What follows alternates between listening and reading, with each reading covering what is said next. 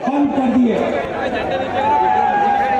हमें कैंपेन चलाना है, हमें लोगों को प्रदर्शन में भेजना है।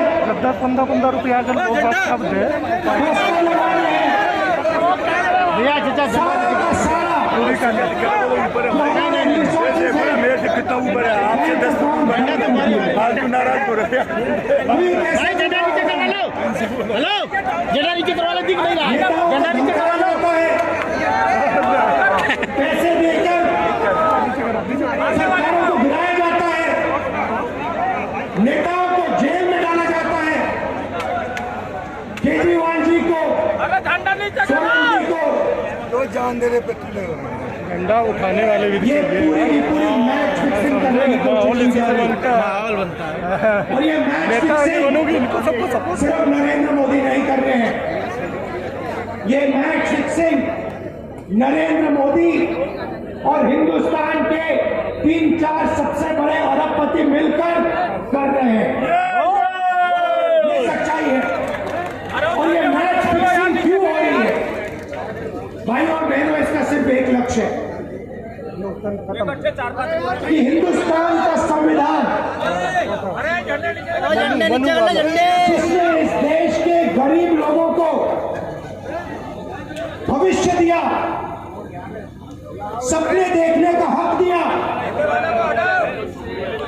उस संविधान को हिंदुस्तान के गरीब जनता से के हाथ से छीनने के लिए ये मैच फिक्सिंग की जा रही है।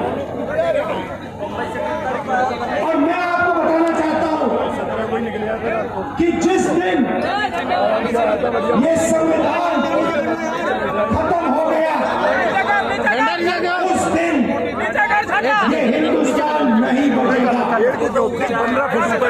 इसको पुलिस से धमकी से नहीं चलाया जा सकता है। ये जो संविधान है हिंदुस्तान की जनता की आवाज है, हिंदुस्तान के दिल की धड़कन है। इसको जिस दिन खत्म कर दिया गया, उस दिन यहाँ पे हिंदुस्तान नहीं बचेगा। अलग अलग स्टेट हो जाएंगे, हिंदुस्तान नहीं बचेगा। यही इनका लक्ष्य है। ये सोचते हैं कि संविधान के बिना झंडा नीचे कर धमका कर, डरा कर उंगली ना यार पुलिस, इनकम टैक्स डिपार्टमेंट चला के साथ देश चलाया जा सकता है। ये सोचते हैं मीडिया के बिना देश चलाया जा सकता है। आप मीडिया को खरीद सकते हो, आप मीडिया को दबा सकते हो, आप मीडिया के रिपोर्टर्स का मुंह बंद कर सकते हो, मगर आप हिंदुस्तान की आवाज को नहीं दबा सकते हो।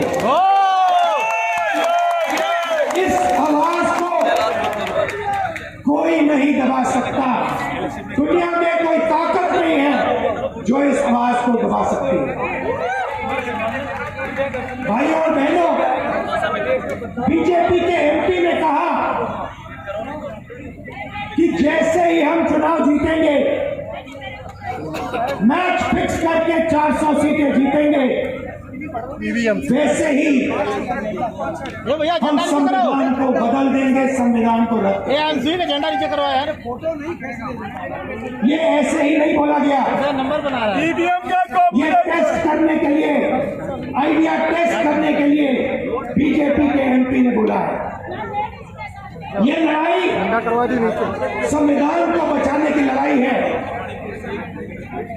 जैसे अखिलेश जी ने कहा संविधान चला जाएगा, नहीं मानेगा, गरीबों के हक चले जाएंगे, आरक्षण चला जाएगा, और जो आपका धन है, गरीबों का धन है, किसानों का धन है, मजदूरों का धन है, वो 5-6 लोगों के हाथ में चला जाएगा। नोटबंदी की, जीएसटी लागू किया। मुझे बताइए, जीएसटी से, नोटबंदी से किस गरीब व्यक्ति को फायदा हुआ? किस छोटे दुकानदार को फायदा हुआ? किस किसान को फायदा हुआ? किस बेरोजगार युवा को फायदा हुआ? किसी को नहीं। होगा लालू का लौंडा है। फिर झंडा खड़ा 40 साल से सबसे ज्यादा बेरोजगारी हिंदुस्तान में आज 1% लोगों के पास हिंदुस्तान बात ही नहीं कर रहा। उस दिन हिंदुस्तान के दिल पर क्या दिक्कत आता है? एक बहुत बड़ी चोट लगेगी। तो ये जो चुनाव है, ये चुनाव कोई मामूली चुनाव नहीं है। ये चुनाव हिंदुस्तान को बचाने का, झंडा वाला भैया ना मानेगा भाई। संविधान को बचाने का गाँव डंडा दे दो। और जो गरीबों का हक है, किसानों का हक है, पिछड़े वर्गों का, दलितों का, आदिवासियों का, गरीब जनरल कास्ट के लोगों का हक है, उसको बचाने का हक, उसको बचाने का चुनाव। आगे वाला झंडा का बोलो यार। ये बात आप याद रखिए। मारो इसको डंडे से। ओ झंडा वाला डंडे। क्योंकि अगर ये चुनाव तीनों मारो। जहां मैच फिक्सिंग की जा रही है, पूरे देश में दिख रहा है। मारो उसको। बीजेपी के लोग कह रहे हैं।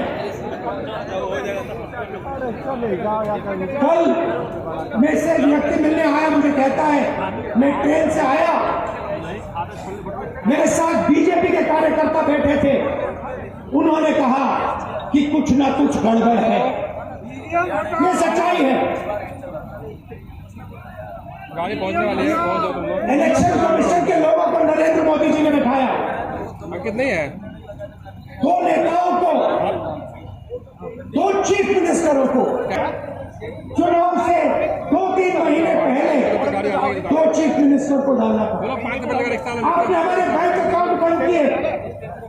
बैंक अकाउंट बंद करने थे, 6 महीने पहले करते, 1 साल पहले करते, 6 महीने बाद करते, कोई फर्क नहीं पड़ता। आप चाहते हो कि विपक्ष चुनाव न लड़ पाए और इसीलिए आपने कांग्रेस पार्टी के बैंक अकाउंट रख दिए, आपने इलेक्शन कमीशन में अपने लोग बैठाए, आप जुडिशरी पे दबाव डाल रहे हो क्योंकि आप चाहते हो कि मैच फिक्स हो, संविधान रद्द किया जाए और आप सत्ता में रहो। मगर भाइयों बहनों, मैं सच बोलता हूं और मेरी बात अब अच्छी तरह सुन लो। अगर हिंदुस्तान में मैच फिक्सिंग का चुनाव बीजेपी जीते और उसके बाद संविधान को उन्होंने बदला, तो इस पूरे देश में आग लगने जा रही है। जो मैंने कहा याद रखो, ये देश नहीं बचेगा। ये चुनाव